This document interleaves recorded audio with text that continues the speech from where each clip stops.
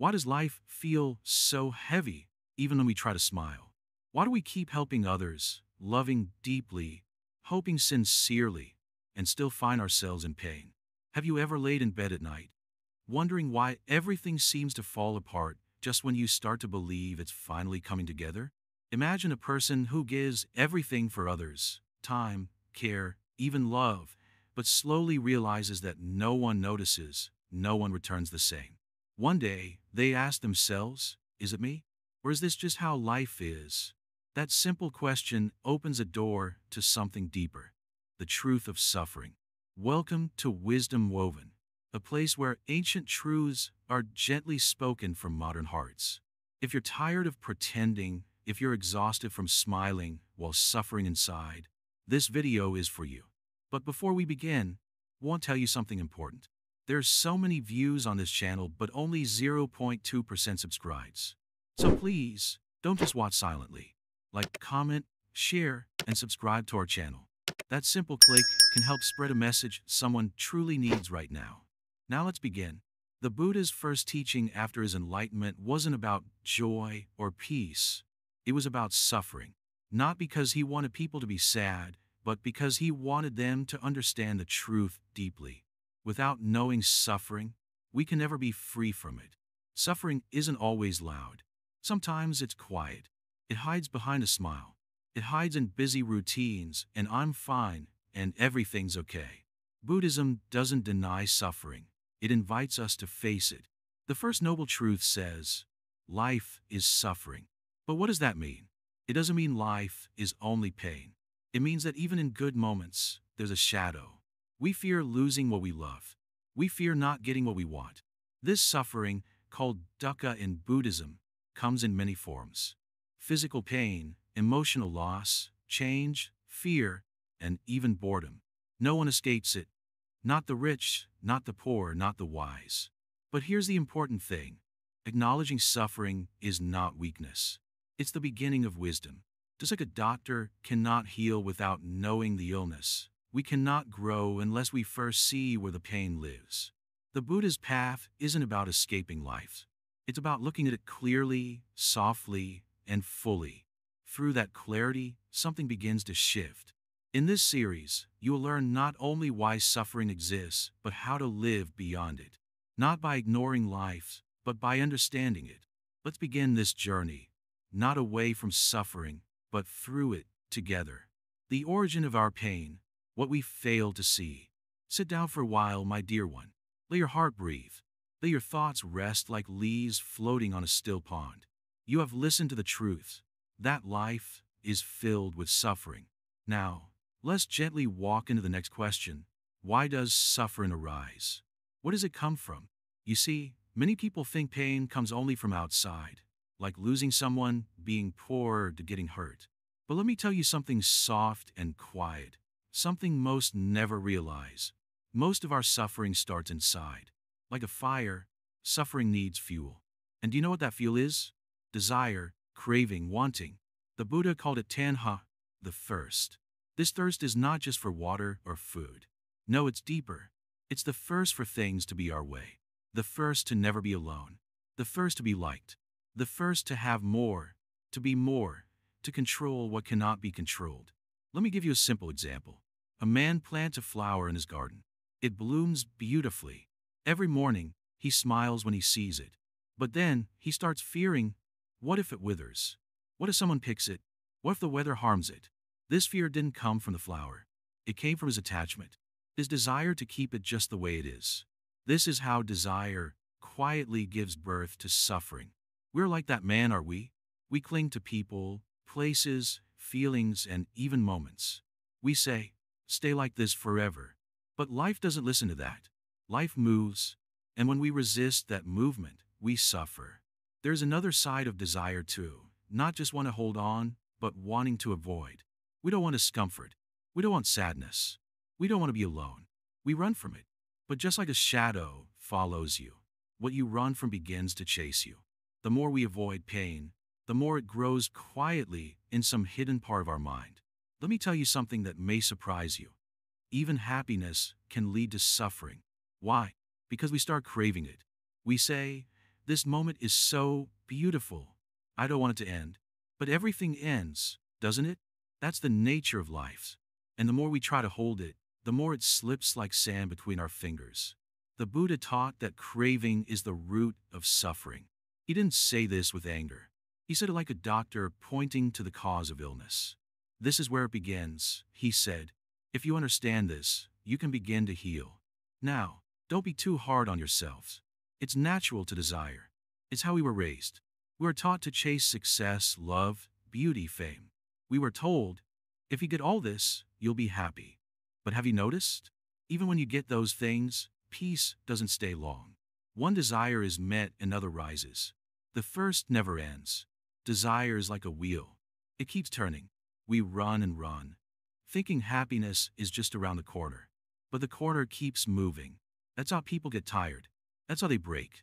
Not because life is cruel, but because they keep chasing what cannot be caught. Let me pause and ask you this. Have you ever wanted something so badly, only to find out later that it didn't bring the joy you expected? Maybe it was a relationship. Maybe it was a job. Maybe it was a goal.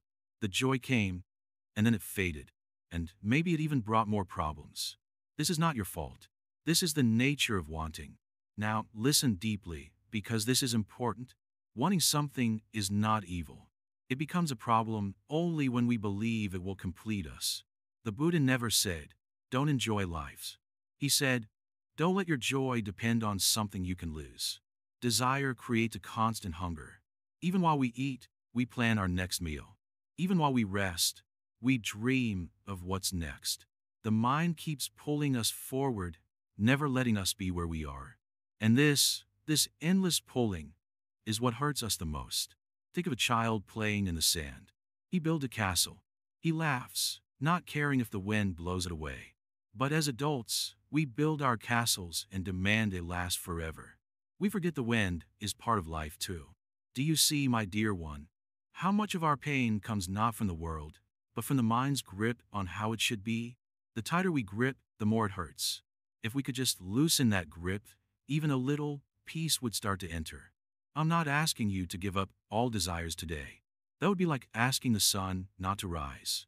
No, I'm simply asking you to watch your desires. Notice them. Ask yourselves, is this coming from peace or fear? Is this leading me to freedom or more hunger? Awareness is the first step. When you notice the craving, you can choose differently. You can say, I see you, desire. I will let you rule me this time. Slowly, step by step, your mind becomes calmer. The fire dims. The heart softens. You stop chasing. You start seeing. And in that seeing, suffering begins to dissolve. Let me end this part with something simple but deep. Freedom is not getting what you want. It's wanting less. That is the second truth the Buddha shared. Not to scare us, but to set us free. He said, there's a cause of suffering. And when we understand it, we begin to heal. So now sit with this truth. Not in fear, but in gentleness. Look at your own lives. Not with judgment, but with quiet curiosity. What have you been chasing? What have you been avoiding? What if peace was not in the next thing, but in letting go? You're not broken. You're simply waking up. Let's walk gently together into the next part. There, we will look more closely at this first we call desire, and how it quietly shapes our suffering. Until then, just breathe and notice why desire becomes our silent enemy. You have come again, little one. Sit. Let the world slow down around you. Let the noise fade like the wind after a storm. Today we will speak of something that hides quietly in your heart. Something so small, yet so powerful. It is called desire. You see, suffering doesn't always come with sharp pain or loud cries. Sometimes it arrives wrapped in sweetness. It tells you, you will be happy when you get this, or when you achieve that. At first, it feels like a soft dream. But in truth, it is the beginning of a long chase. And this chase, this endless reaching, it is where suffering grows silently. Desire, in itself, is not evil. Wanting food when hungry, wanting shelter when cold, these are natural. But the trouble begins when desire turns into craving. When the heart says, I must have it, or I can't be happy. That's when peace begins to disappear. The young monk once came to me, his eyes filled with tears. "Master," he said, "I do everything right, but I still feel empty." I asked him, "We want most?" He answered, "I want to be respected. I want others to see how hard I try." That was a shame. We often think suffering comes from outside, from people, events, or failures. But most often, it starts within, where desire grows silently. Like a seed, it seems small, but given attention, it becomes a tree with deep roots, roots that hold the heart tight and won't let go. You desire love, success, beauty, control. And when you get a little, the mind says, more. When you lose it, the heart says, why me? This is how suffering is born. Let me tell you a short story. There was once a man who found a rare gemstone. He felt rich, proud, special. He showed it to everyone. But one day he misplaced it. He turned the house upside down, searched for days. He lost sleep, lost peace.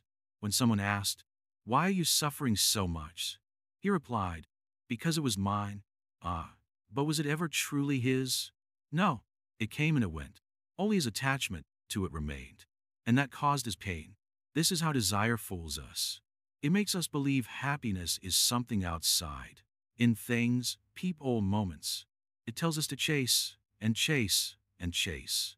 But no matter how far we run, we never feel complete, because the heart that wants more will always be hungry. In Buddhism, we call this tanha, craving. It is like thirst, but not for water. It is thirst for more money, more attention, more control, more beauty. But the more we drink, the thirstier we become. Some people think, if I just reach this goal, then I'll be happy. But when they reach it, they feel joy for a moment. And then emptiness returns. Like building sandcastles too close to the sea, the waves always come. Now listen, child. The problem is not the dream. The problem is when the dream becomes your master. When you think, without this, I am nothing. That thought, that is suffering. It ties your worth to things that can disappear in a moment. So what is the way out? It is not to stop living, not to give up all things. No, that is not the middle path. The Buddha didn't say, desire nothing. He said, see clearly. See what you chase. Ask, will this bring lasting peace, or only temporary pleasure? That small question can save you from much pain.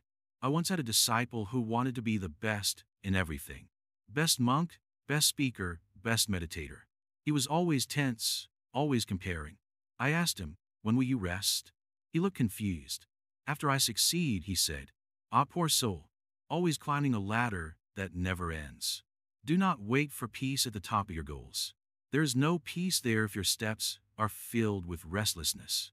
Instead, walk slowly, gently, and ask your heart, am I at peace now?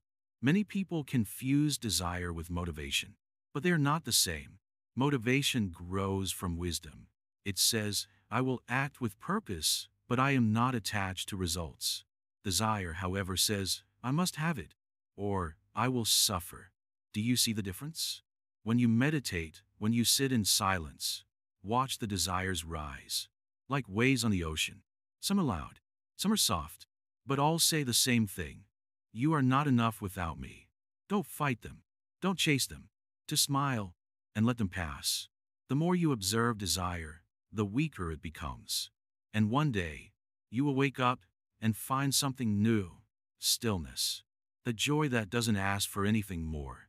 A peace that doesn't depend on the world. A young woman once told me, Master, I used to want love from someone else so badly. But after months of sitting with myself, I found a love inside that doesn't beg, doesn't cling, doesn't ache. It's just there. I smiled. That is the love born when craving ends. Let go of the illusion that happiness is somewhere else, in some future moment. Peace is not tomorrow, it is now. And the first step is seeing how desire leads you away from now. You don't need to burn your desires or kill them. Just understand them. Bow to them with awareness. Say, I see you, but I no longer believe you. That is wisdom. The Buddha did not teach us to hate life. He taught us to understand it, to see how suffering is born and how can end. So next time your heart whispers, If only I had this, then I'd be happy. Pause, breathe, and ask, is that true? Most of the time, the answer will surprise you. Come back tomorrow, little one. We will continue. Today, sit quietly for a few minutes. Watch your thoughts, watch your desires, and slowly begin to smile at them, like clouds passing across the sky. The sky does not hold the clouds, and neither must you hold your cravings. You're already enough. How attachment chains the soul. Ah, you have come again, seeker. Sit down. Let the world pause. Let the noise quiet itself.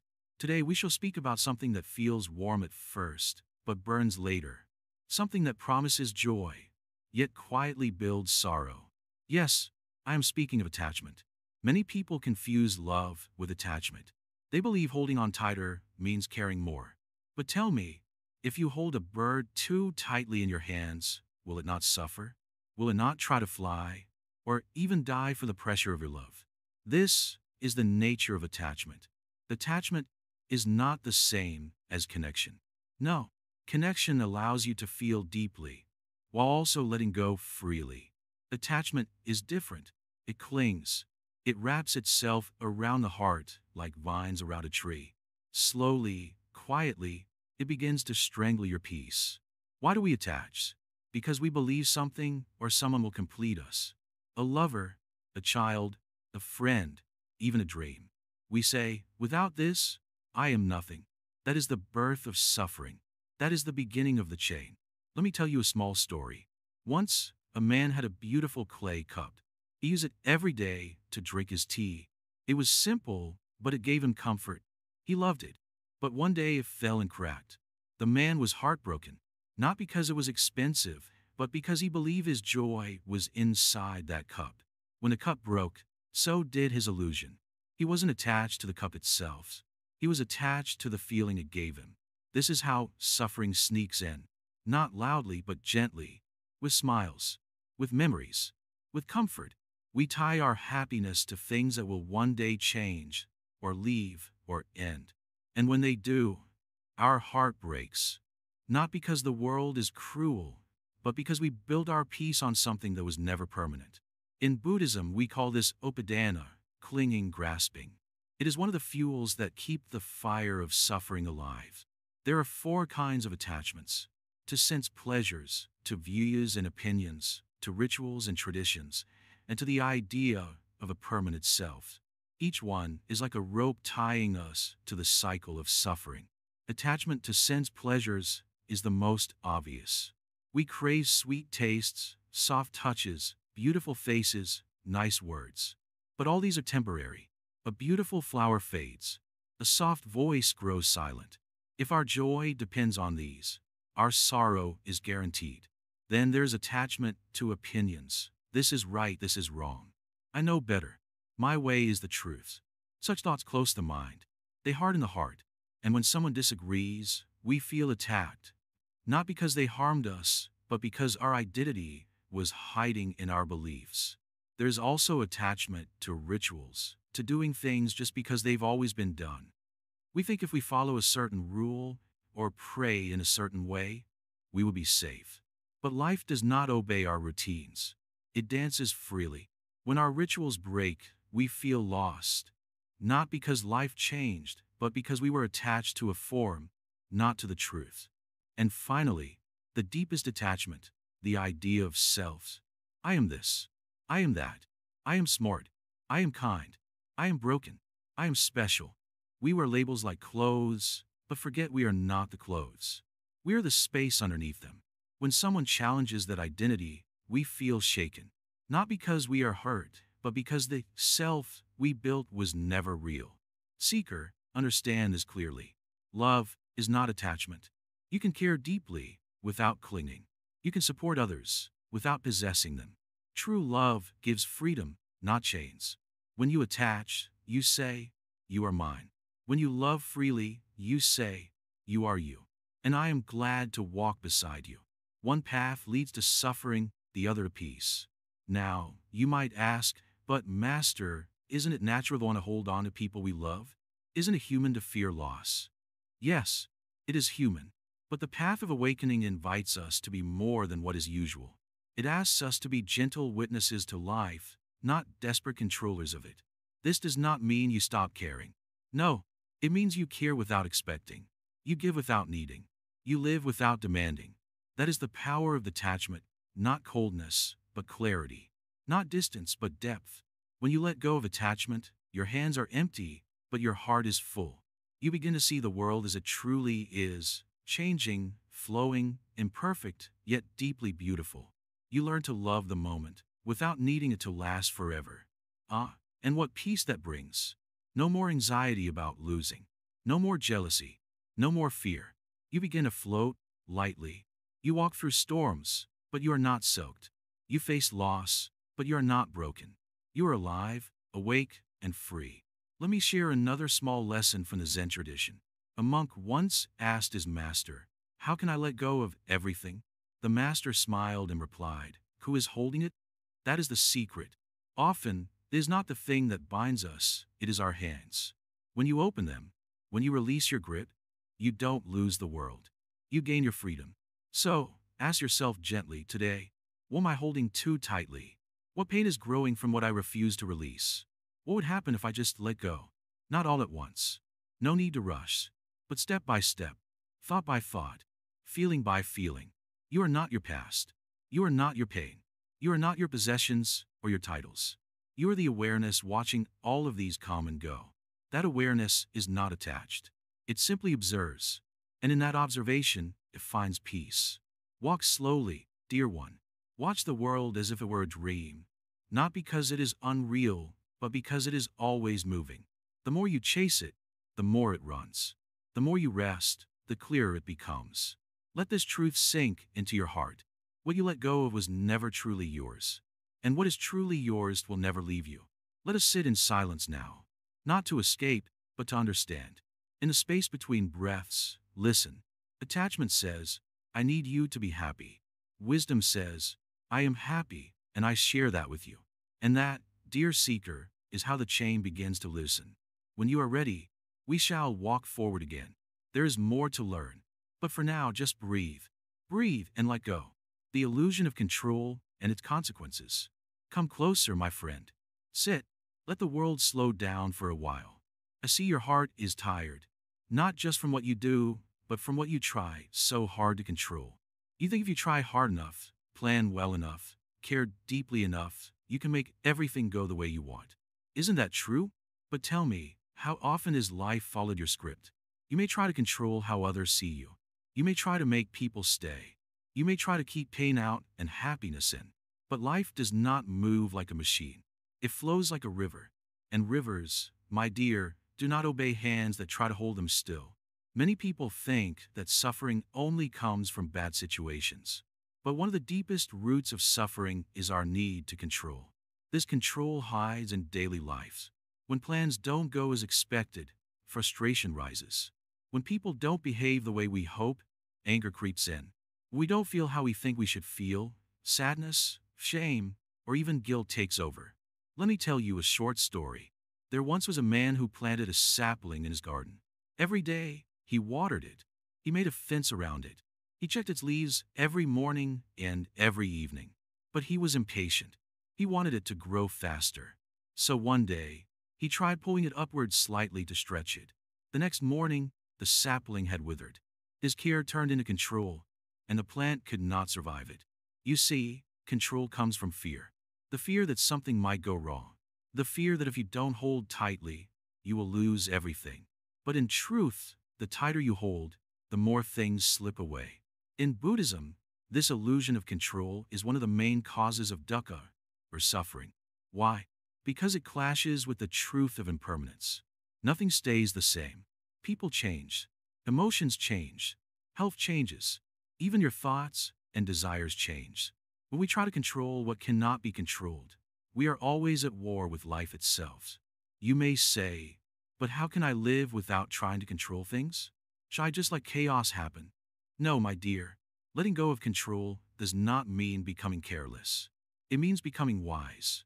It means understanding the difference between what you can influence and what you must accept. You can plant seeds, but you cannot control the rain. You can speak kindly, but you cannot control how others receive your words. You can love deeply, but you cannot force someone to stay. Real wisdom is knowing where your effort ends and life begins. When we are attached to control, we suffer every time life changes course. And life always changes course. People often try to control their emotions, too.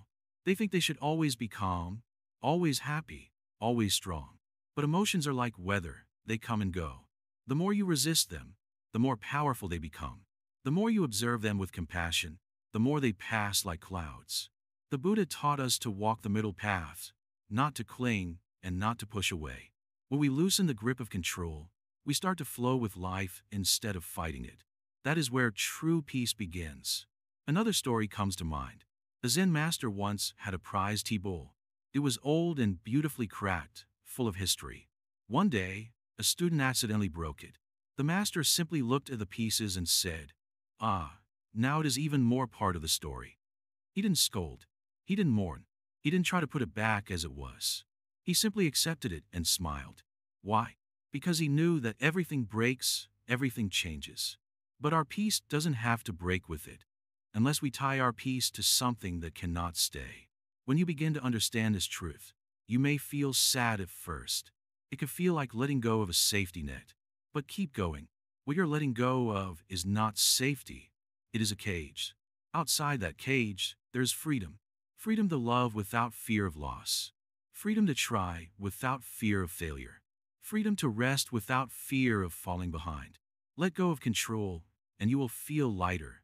Not because life gets easier, but because your heart stops fighting what it cannot win. There's one more thing I must share with you.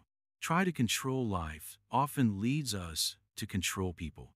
We don't mean to, but we try to shape their opinions, their behaviors, even their feelings, so that we feel safe. But no one wants to be controlled. Just like you, others want freedom. The more you try to hold someone in a box, the more they will want to run from you. Real love is not control. It is space. It is support without possession. When you trust life, you give others the gift of freedom too. And so I ask you now, what are you holding too tightly? What are you afraid will fall apart if you let go? And what would happen if you didn't try to fix it, but simply allowed it to be?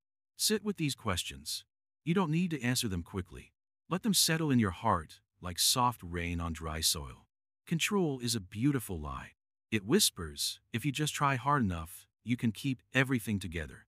But the truth, the peaceful, painful, and freeing truth, is that you don't need to keep it all together. You just need to be present as things fall and rise again, fall and rise again. Like the waves of the ocean, life moves beyond your reach.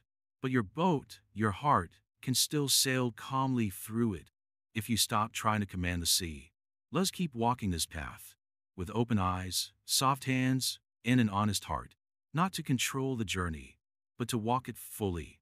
We will meet again, deeper than before, understanding impermanence, the law of change. Come sit beside me. Breathe. Let go of everything you've been carrying all day. There's something I want to share with you, something so simple that most people miss it their entire lives. But once you see it, truly see it, your whole way of living can begin change. Let me ask you, have you ever watched a flower bloom? In the early morning, it begins tightly closed. Then slowly, with the rising sun, it opens. Beautiful, fragrant, alive. But wait long enough, and the petals will wilt. The color will fade, and the flower, once full of life, will eventually fall. This is not a tragedy. It is the law of nature. That law is called anicca in Buddhism. It means impermanence. Nothing lasts forever. Not joy, not pain, not success, not failure, not even this moment we are sharing together right now. Why is it so important to understand this? Because most of our suffering begins when we try to hold on to things that are always meant to change. We try to keep the flower blooming forever. We try to freeze time when we are happy. We beg the sad days to leave and the good days to stay. But time doesn't listen. Life doesn't pause. Everything moves. Everything shifts. Let's look at our own lives. Think about your childhood, the people you loved, the places you knew. So much of it is gone now, isn't it? The home may have changed. Friends moved on. Even your face in a mirror is not the same. This is not because anything went wrong. It's because everything is part of the river of change. People often ask, why does it hurt so much when things end? The answer is simple, because we believe they would stay. And in that belief, we became attached. But impermanence means nothing can stay. Not people, not situations, not even emotions. The Buddha taught that suffering is born from attachment, and attachment is born from not understanding impermanence. When we realize deeply that everything changes, we stop trying to control the wave and instead learn to ride it. Now, this doesn't mean we stop loving. It doesn't mean we stop caring. It simply means we love knowing that what we love is temporary. And that makes it even more precious. Let me tell you a story. A monk once carried a beautiful teacup. He cherished it. It was simple, white, and delicate. When someone asked him why he seemed so peaceful even if it broke, he smiled and said, "I drink tea every day knowing the cup is already broken." He wasn't being negative. He was wise. Because everything we have is already changing, even if we don't see it yet. Knowing this doesn't make us hopeless. It makes us more grateful. We stop taking moments for granted. You may ask, what about pain? Does impermanence apply there too? Yes. That heartbreak you carry, it will soften. That anxiety in your chest, it will pass. That mistake you made, it will fade. No pain stays the same. Even when it feels endless, it is not. If you're going through a difficult time, please remember, this too shall pass. Just like clouds pass over the sky, your pain is only passing through. Do not build your home in sorrow. Do not believe the night will never end. Even the longest night gives way to dawn. Impermanence is a teacher. It reminds us that nothing is truly ours. Not our possessions, not our loved ones, not even our own body. One day, this body too will return to the earth. So what we do with this truth? We learn to live deeply without holding too tightly. Instead of saying, "I hope this never ends," we begin to say, "I am grateful this is happening now." Instead of fearing loss, we cherish presence. Instead of clinging to youth, we accept aging with grace. Many people think impermanence is a sad truth. But I tell you, it is the most beautiful truth. Because it teaches us that every smile, every sunset, every shared meal, every moment of peace is a gift. You don't need forever to make something meaningful. A single moment, lived fully, is enough. Look around you. Everything is changing. The seasons, the sounds, the people. Even your thoughts right now. They're not the same as they were 5 minutes ago. This is the nature of life. It flows. It doesn't wait. So let us not waste time in regret or fear. Some hold anger for years, not realizing that they are hurting themselves. But when we know all things are temporary, we begin to forgive. Because we know, even pain and betrayal are not solid. They are events, not permanent truths. This truth doesn't need to be believed. It only needs to be seen. Observe your breath. In, out, it comes, it goes. Even a breath is impermanent. If it didn't change, you wouldn't be alive. Let go of the belief that you can control life. You can't, but you can dance with it. You can learn its rhythm. And once you do, life stops being a battle and becomes a path. This is not an easy path. Sometimes you will fall. Sometimes you will cry. But you will also rise again, and laugh again, and feel peace again. This too is impermanence. So don't be afraid of endings. They're the doorways to new beginnings. When one thing ends, something else is allowed to begin.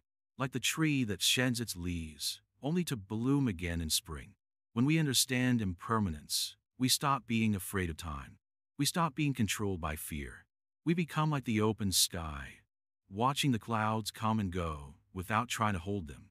And so, my dear listener, remember this teaching whenever your heart feels heavy. Nothing lasts. Nothing stays. But every moment is a chance to awaken. Stay present. Be kind. Love gently. And walk lightly. This moment is all you ever truly have. And that makes it sacred. Ego, the root that nourishes suffering. Dear friend, listen closely as I share with you a secret. One that many have missed because it hides behind a mask we all wear. This mask is called ego. The ego is like a shadow, always following us, whispering stories about who we are, what we deserve, and why things should be a certain way. But this shadow is the root that nourishes suffering. You see, the ego is not just pride or arrogance. It is the small voice inside that says, I am separate, I am better, or sometimes, I am less. It clings to a story of self, the story built on comparing, judging, and wanting to be seen in a particular way. From this story grows its suffering quietly and deeply. Imagine a small seed planted in fertile soil. The seed is the ego, and the soil is your mind. If you water this seed with thoughts of pride, jealousy, or fear, it grows into a thick vine that wraps tightly around your heart. This vine blocks the sunshine of peace and the fresh air of happiness. You may not notice at first, but over time, this vine chokes your joy and binds your spirit. Why does the ego create suffering? Because it demands constant attention. It wants to be praised, feared, loved, and never ignored. When the ego is praised, we feel good, but this feeling is fragile, like a bubble ready to burst. When the ego is ignored or challenged, it feels threatened, and in that threat, pain arises. Every time we say, this is mine, or I must be right, we are feeding the ego. We are telling ourselves that our way of seeing the world is the only way. But the world is vast, and truth has many faces. Clinging tightly to one face is like holding a sword that cuts both the hand and the heart. The Buddha taught that suffering begins with craving and attachment. The ego craves recognition, attachment to its identity. When these cravings are not met, suffering grows like a fire. When they are met, suffering may pause, but it never truly ends because the ego's thirst is endless. Have you ever noticed how people sometimes hurt others to feel bigger? Or how sadness grows when we feel invisible or unimportant? These are signs that the ego is wounded and thirsty. It mistakes the outside world as the source of its worth. But this is an illusion. Let me tell you a story. Once a proud man went to the wise Zen Master and said, I am important. I deserve respect more than others. The Master smiled and asked, Who are you without this importance? The man was silent. No answer came. The Master continued, When you lose this mask, who will you be? This silence is powerful. It reveals that beneath the ego's story is a simple being, a soul not separate, not better, not worse. But most people never reach this silence. They run away, chasing endless dreams of recognition, success, or revenge. The ego also creates suffering by dividing the world into me and others. It builds walls of separation. But these walls are not real. They are like shadows cast by a flame. When you see the flame, you know the shadows are illusions. In meditation, the veil of ego begins to lift. You begin to see thoughts as clouds passing by, not truths you must believe. The voice of ego softens. You realize that you are not your job, your status, or your failures. You are something much more vast, a witness to life itself. Suffering caused by the ego is like a storm in the mind. The storm rages when the wind of desire and the lightning of fear strike together. But the Zen path teaches us to sit quietly in the storm, not fighting it, not running from it, but watching it with gentle eyes. Slowly, the storm loses power. The sky clears. Remember, the ego loves to blame. It says, it is their fault or the world is unfair. But blaming only strengthens the ego's walls. True peace comes when you stop blaming and start seeing. When you see clearly, the ego's grip weakens. It is not easy to let go of ego. Like a child clinging to a favorite toy, the mind clings to identity. But with patience and kindness to yourself, the grip loosens. Every moment of awareness, every breath of mindfulness, is a small victory. In daily life, you may notice ego in many ways. When you feel jealousy toward a friend's success, or when you argue to prove your point, the ego is speaking. It is asking for attention, asking to be fed. But you have a choice, to listen or to let go. Letting go does not mean losing yourself. It means losing the false self, the ego self, and discovering the true self beneath. This true self is free from comparison, free from fear, and full of compassion. The Buddha did not ask us to destroy the ego by force. That would be like trying to cut a tree with a spoon. Instead, He showed us to understand the ego, to see it as a cloud that passes. When we see it clearly, we're no longer trapped by it. A simple practice to begin is to notice when the ego speaks. When you feel pride, jealousy, or anger, pause and ask, is this my true self or the ego's voice? This question opens a space between you and the ego. In that space, freedom grows. Over time, as you practice, the ego's stories lose their power. You begin to live more gently, more openly. You stop fighting the world and stop fighting yourself. Instead, you flow with life like water flowing around rocks, soft yet strong. Suffering lessens not because life changes, but because your relationship with your ego changes. The less you feed it, the weaker it becomes. And in its weakening, you find peace. Remember this, dear friend, the ego is not your enemy, but your teacher. It shows you where you are stuck. By embracing this teaching with patience and love, you walk the path toward true freedom. As the Zen Master said, when you lose the ego, you find yourself. This finding is not an arrival, but a constant unfolding, a beautiful dance between awareness and life. So, watch your ego, understand it, and slowly, gently, let it go. In this letting go, suffering loosens its hold, and the light of peace shines through. This is the path the Buddha showed us, a path not of battle, but of gentle understanding. The ego is a cloud, not the sky. When the cloud moves, the sky remains clear and vast. Walk this path with patience. Speak kindly to yourself, and know that every step towards seeing the ego clearly is a step away from suffering. Breaking the cycle, the Noble Eightfold Paths. Imagine for a moment that your mind is like a vast, wild forest. In this forest, tangled and thick, there are many paths, but most are overgrown with thorns and brambles. These thorny paths represent the habits and choices that lead to suffering. You keep walking these paths again and again, expecting to find peace, but all you find are scratches and pain. What if I told you there's a way to clear those paths? A way to cut through the thorns and find a gentle, open trail.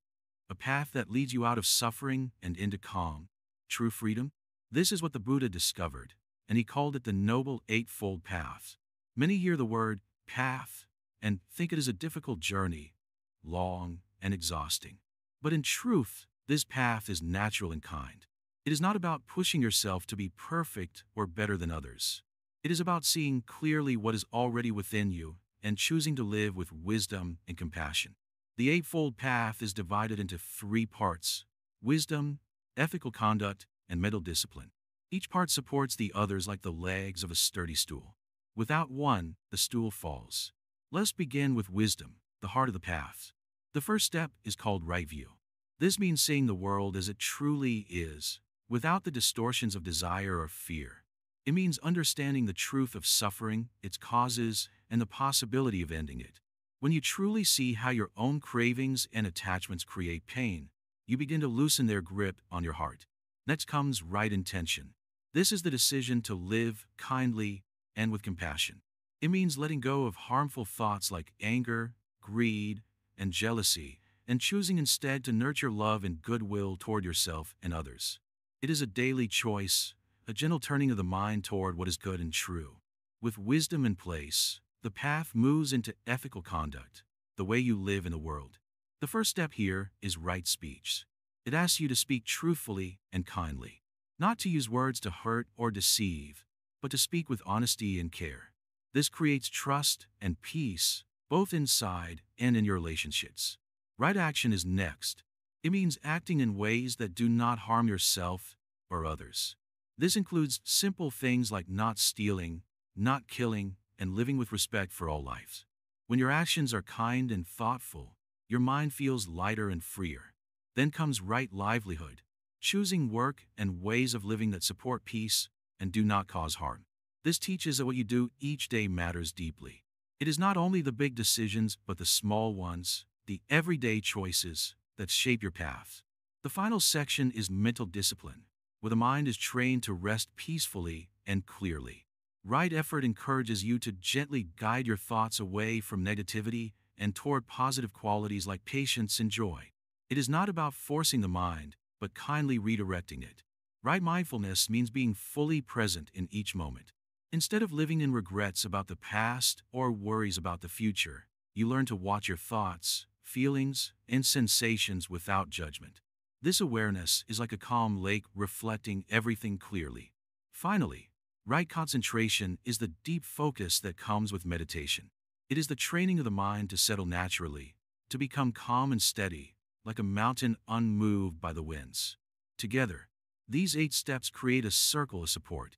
When you walk this path, slowly and with patience, you begin to see how your suffering was created by habits of mind. You learn to untangle the knots of craving and fear. But this path is not a quick fix. It is a lifelong practice, a gentle unfolding. Some days the forest may still feel dark and confusing, but the path is always there, waiting to guide you home. Many who hear about the Eightfold Path feel overwhelmed. How can I do all this? They wonder. But the beauty of this teaching is that it meets you exactly where you are. You do not have to be perfect. Even a small step on this path is a step away from suffering. Think of it like learning to walk again after a fall. You don't leap up and run immediately. You rise slowly, steady your balance, and take one careful step at a time. Each step builds strength and confidence. The Zen Master teaches that the path is not outside of you. It is your own breath, your own mind, your own heart. When you practice right mindfulness, you begin to see clearly the patterns that cause suffering. You see the habits that pull you away from peace and choose to let them go. This is not easy. Old habits are like stubborn roots. But with patience and kindness toward yourself, you begin to loosen their hold. Imagine now that you have walked the path for some time. You notice that the thorns are fewer and the air feels lighter. You no longer stumble as often.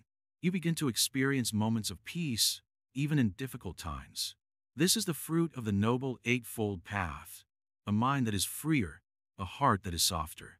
The Buddha did not promise that life would be without pain. He showed that pain is part of existence, but suffering is optional. Suffering comes from resistance, from grasping and aversion. When you walk the path with wisdom and compassion, you learn to meet life as it is, without adding more pain. The path teaches you to live fully in the present moment. You learn to accept change, loss, and uncertainty with a gentle mind. This acceptance does not mean giving up. It means facing life honestly and bravely. In Zen, we say, when walking, walk. When eating, eat. This simple teaching means to be fully present, fully alive in each moment. The Noble Eightfold Path guides you to do just that, not lost in regrets or worries, but grounded in reality. Remember, the path is not a straight line. Sometimes you may wander or fall back in old ways. This is part of the journey. The Buddha himself taught patience and forgiveness for oneself. Each day is a new chance to return to the path. The Eightfold Path is a map, not a prison. It shows the way out of suffering, but you must walk it yourself. Like a lantern in the dark, it lights your steps, but does not carry you. You are the one who must choose to take one step, then another, with care and courage. As you do, you discover a freedom you never thought possible, a freedom that comes from understanding, compassion, and deep peace. So, take this teaching gently into your heart. Walk the path with kindness toward yourself and others. Know that every step you take is a step away from suffering and toward awakening. This is the way of the Buddha. This is the way of true freedom. Compassion as the antidote to suffering. Come, sit down with me. There's something gentle we need to talk about today.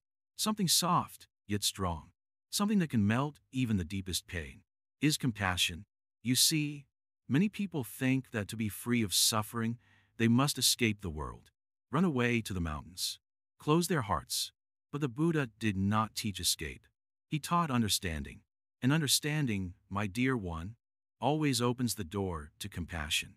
Let me ask you, when was the last time you saw someone truly hurting, not just on the outside, but inside, and felt your heart quietly break a little for them? That small crack in the heart, that tenderness, it's not weakness. It is the beginning of something sacred. In this path of Buddhism, we do not just talk about suffering. We touch it. We sit with it. Not only our own, but others too. And this is where compassion enters. Many think compassion means pity. No. Pity looks down. Compassion kneels beside. Pity says, you are broken. Compassion says, I have also been broken, and I'm still here with you. Do you feel the difference? The Buddha taught that suffering is shared. It is not just yours or mine. It is part of being human. And when we see that clearly, something beautiful happens. The walls between me and you begin to dissolve. Let me tell you a story. A student once asked me, "Master, if I want to be enlightened, should I shut myself away from the world?" I smiled gently and replied, "No. Go sit by a sick man. Feed a hungry dog. Listen to a lonely elder. If your heart doesn't tremble in these moments, you're not truly awake yet." Compassion is the movement of an awakened heart. When you open to another's suffering, without judgment, without trying to fix it immediately, you begin to heal both them and yourselves. But I know what you might ask. "Master, how can I show compassion when my own heart is hurting?" That is a wise question. And the answer is this. Even broken hands can hold another gently. In fact, the ones who have been hurt often carry the softest touch. Your pain doesn't disqualify you from being kind. It deepens your understanding. When you have suffered, even a small smile becomes precious. You start noticing the silent battles others are fighting too. Now, this compassion in Buddhist practice is not just a feeling. It's a practice. We cultivate it like a garden. We water it daily with awareness and effort. There's a word in Buddhism, karu. It means compassionate action. Not just emotion, but movement. Sometimes that action is simple. Holding someone's hand when they grieve. Letting someone speak without interrupting. Offering food to someone hungry. Forgiving someone, not because they deserve it, but because you want peace more than punishment. But sometimes, the most compassionate act is toward yourself. Yes, you. You are tired, who have been strong for too long, who blames yourself for being sad. Can you sit beside your own suffering the way you would sit beside a dear friend? When you stop trying to fix or force yourself to get over it, when you simply say, "It's okay to feel this," you become your own refuge. That is real compassion. In Buddhism, we use something called metta-bhavana, the practice of loving kindness. We begin by sending kind thoughts to ourselves, then to someone we love, then to someone neutral, then even to someone difficult, until finally we send it to all beings. Why do we do this? Because suffering does not choose favorites, and neither should compassion. Imagine a world where every person paused once a day to silently wish peace for someone they'll never meet. What kind of world would that be? Now listen closely. Compassion does not mean agreeing with everything. It doesn't mean becoming weak or letting people walk over you. True compassion has boundaries. True compassion knows when to say no, but without hate. The Dalai Lama once said, "Be kind whenever possible." It is always possible. This doesn't mean life will always be gentle, but you can be. And here's something powerful. When you practice compassion, your own suffering becomes lighter. Not because it disappears, but because now you're not carrying only your pain. You are walking beside others. And in that shared journey, something lifts. A person once asked the Buddha, "What is the best way to purify the heart?" The Buddha answered, "Serve others. Not for reward, not for praise, but because in helping others rise, we also rise." Let's remember, the world does not need more critics. It needs more listeners, more quiet shoulders, more people who can say, "I understand." That's where healing begins. You don't need to be perfect to offer compassion. You just need to be present. You don't need to have all the answers. You just need to care enough to stay close. Sometimes, when someone is in pain, they don't need advice. They need your silent presence, your patient breath, your steady kindness. Be that presence. Be that safe space.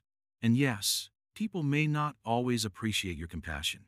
Some may take it for granted. Some may even misuse it. But don't let that harden you.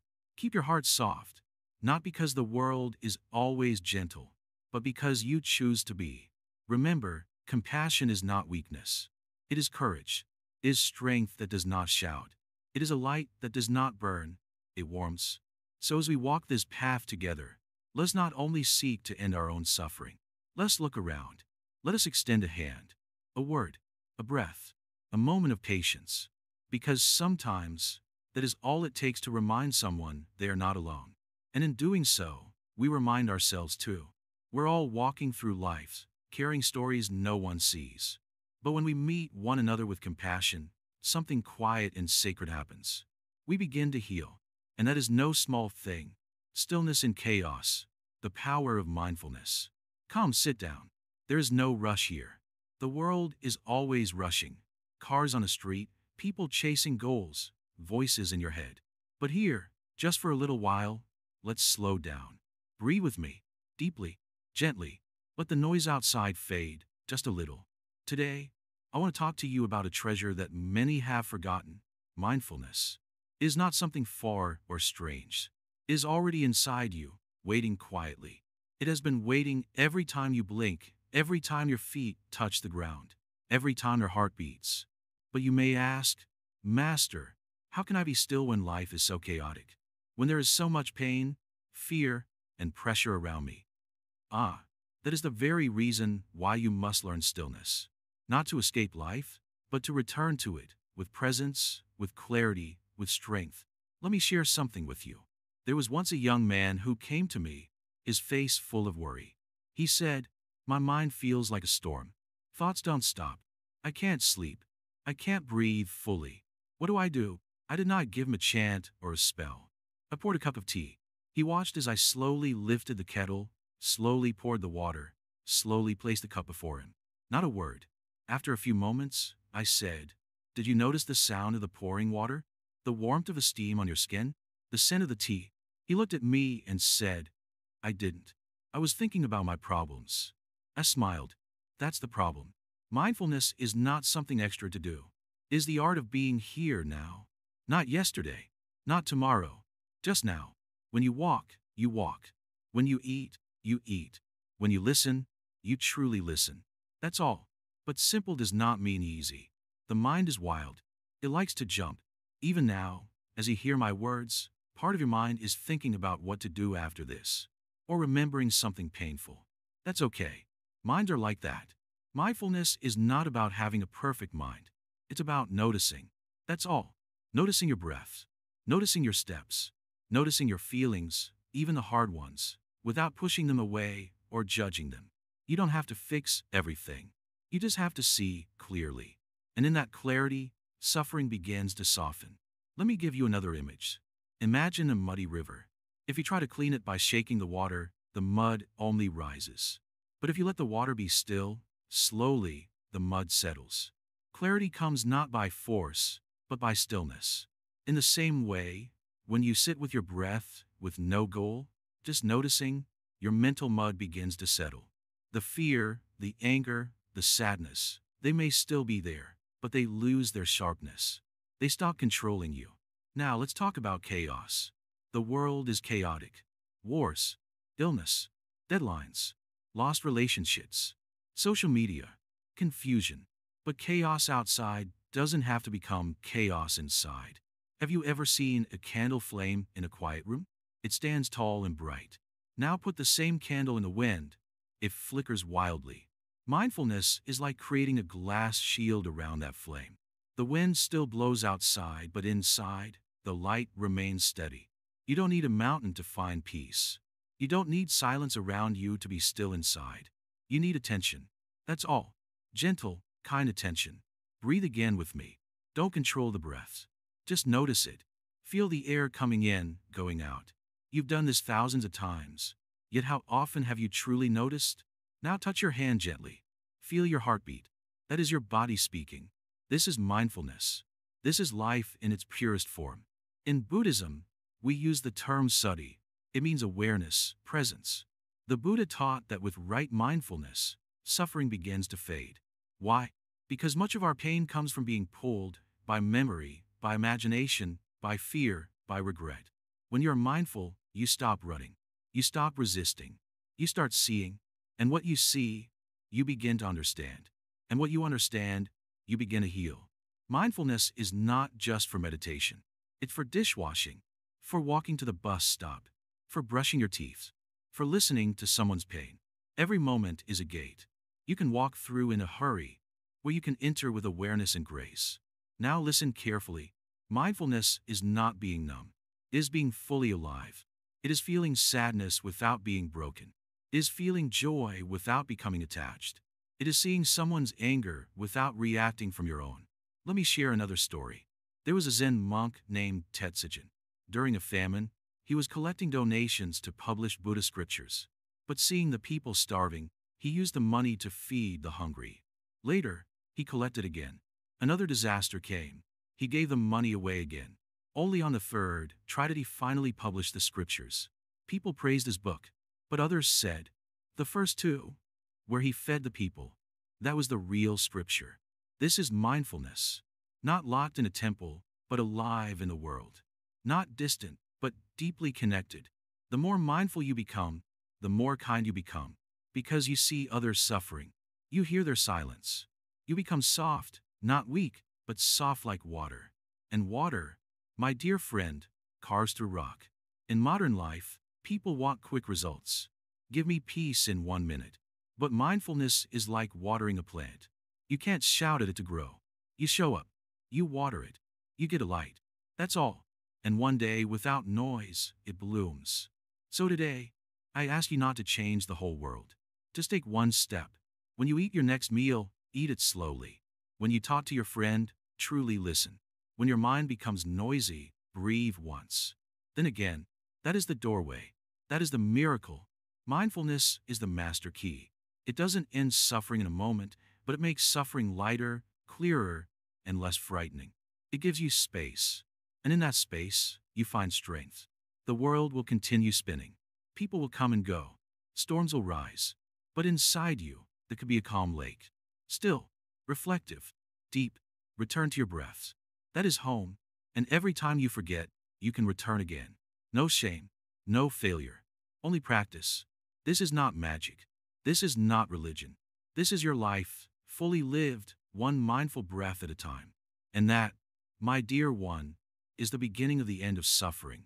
Not in some faraway heaven, but right here, where you are, in this very breath. Freedom through letting go. Sit quietly, my dear friend. Let the noise fall away for a while.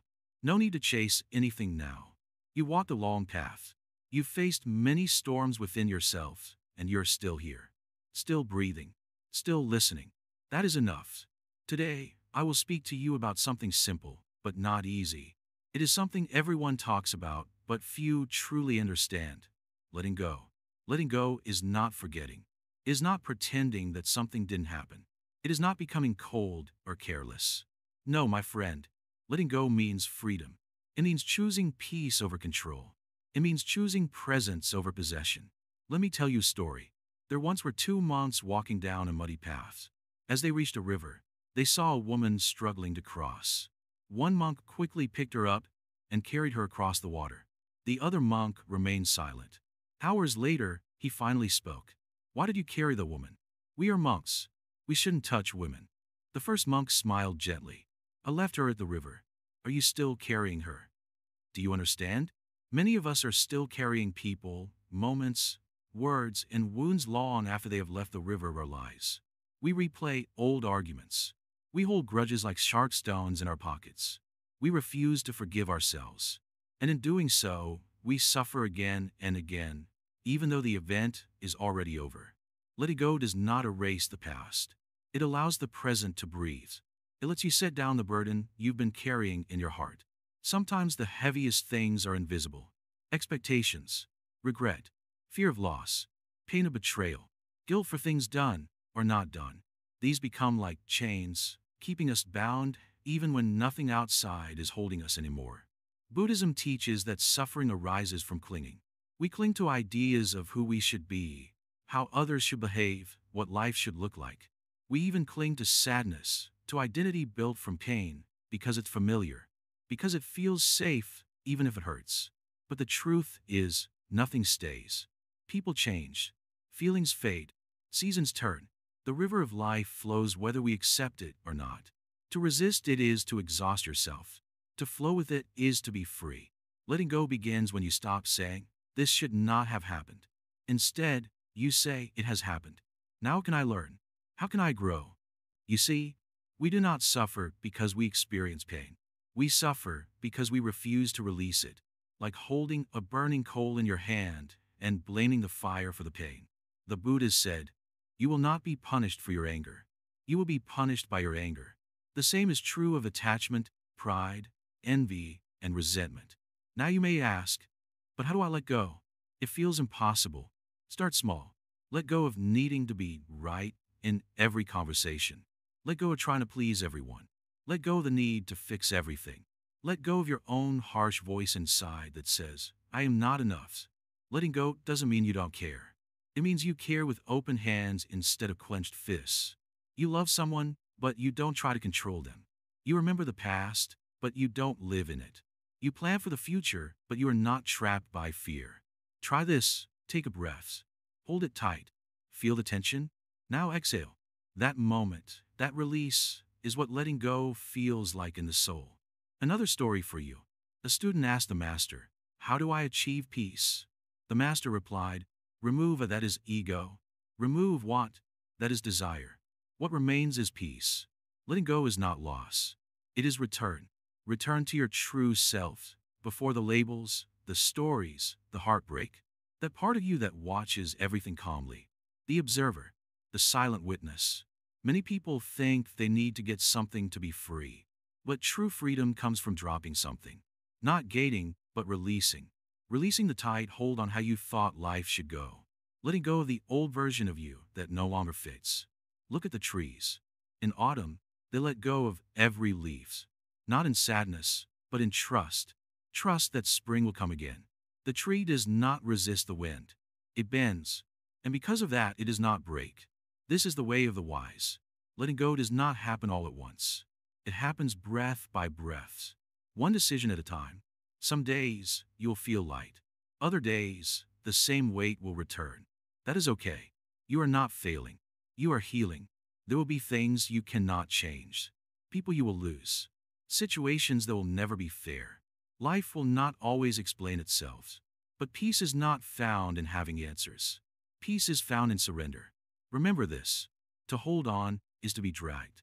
To let go is to be free. So today, let go of the old story, of the pain you rehearse, of the belief that you are broken. You are not broken. You're just carrying too much. Sit it down now.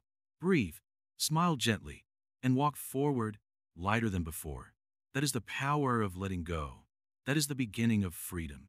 And that freedom, my friend, already lives inside you. The end of suffering, awakening the inner peace.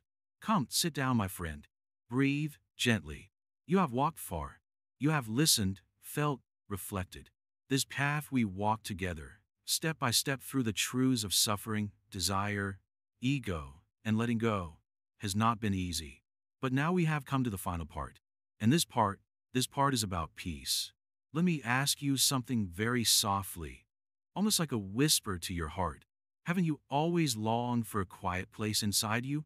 A place that no noise, no hurt, no person can disturb? A place where even if the world turns upside down, you remain still like a mountain, calm like a sleeping river? Yes, that place exists. Not in the sky, not in some far land, but here, inside you.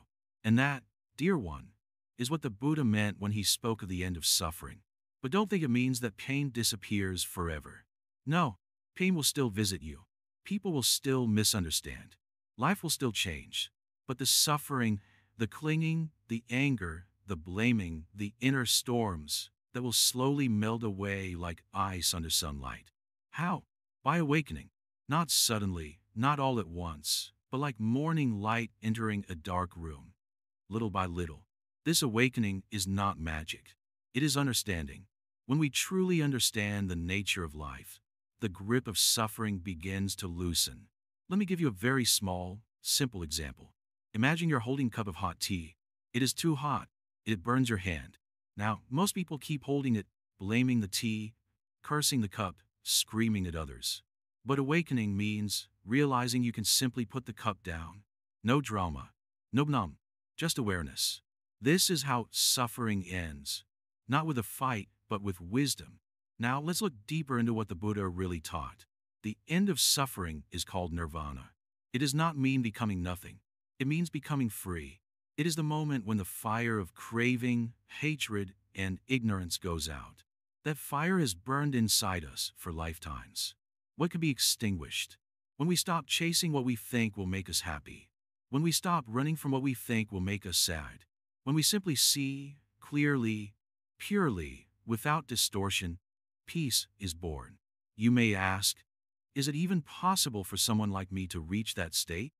Yes, it is, because awakening is not for monks alone. It's not locked in temples. It's for you, for every being who wants to wake up from the dream of suffering. You begin by watching your thoughts like clouds in the sky. You do not follow them. You do not fight them. You simply watch. Slowly, the mind becomes less noisy. Slowly, the heart becomes lighter. And soon, the things that once hurt you no longer pull you down. Not because they disappeared, but because you change the way you see them. Freedom is not about changing the world. It's about changing your relationship with it. You see, the real cause of suffering was never outside. Not the people, not the pain. It was always how you held onto those things inside your mind. So what do you do now? You let go. You forgive those who hurt you. Not for their sake, but for your peace. You release regrets, not to forget them, but because they don't define you anymore. You stop clinging to what you think should have happened, and start accepting what is. You trust life, and you trust that even if things go wrong, you have something unshakable within you. Awareness. That awareness is your true home. That is what ends suffering. But remember, this is not a race. Awakening is not a destination. It is the unfolding of your true nature. Be patient. Be gentle with yourselves. Some days, you will fall back into pain. That's okay. Come back. Seat. Breathe. Begin again. Even the Buddha, before his enlightenment, faced deep suffering. But he did not run from it. He sat under the Bodhi tree, still, honest, awake. And in that stillness, he saw everything clearly and became free. You too can find your own Bodhi tree. Not in the forest, but in your heart. Now, before we close, listen carefully. There's no need to seek peace. You already are peace. You only have to remove what blocks it. Like the moon hidden by clouds, it never disappears. You just have to wait for the clouds to pass. This moment, right now, is enough. Don't wait for another life, another day, another chance. Begin now, just by being aware, just by being kind, just by breathing. And if this series has touched something deep inside you, don't let it fade away like a dream. Carry it with you. Live it. Share it. Practice it. And if you feel ready, share this wisdom with others too. Now, let us say one last thing, not as monks, not as teachers, but as fellow travelers. There's so many views on this channel, but only 0.2% subscribed. So if you felt peace in your heart, even for a moment, please like, comment, share, and subscribe to Wisdom Woven. That small action helps these teachings reach someone else. Someone who may be silently crying tonight, searching for the same peace you just found. Thank you for walking with us. This is not the end. This is the beginning. May your path be gentle. May your heart be free. And may the light within you always guide your way.